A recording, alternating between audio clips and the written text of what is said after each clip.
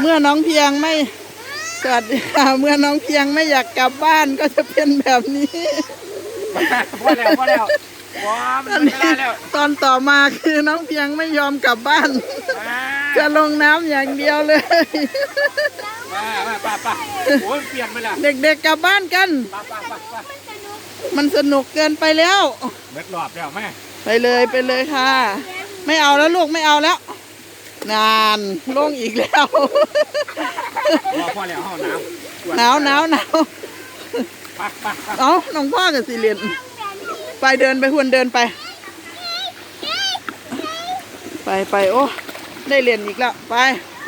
เดินกลับบ้านค่ะมาทางนี้กันเดินลงบันไดน้ำตกไปเลย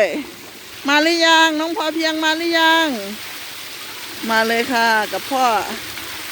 น้องพอเพียงมากับพ่อเป็นยังไงบ้างคะสัมภาษณ์ความรู้สึกของเด็กๆ ไม่อยากกลับบ้านเป็นยังไงบ้างน้องพอกับน้องเพียงต้นกล้าหายไปไหนละต้นกล้าอย่าไปไกลลูกรออยู่รองเท้ารออยู่ตรงรองเท้า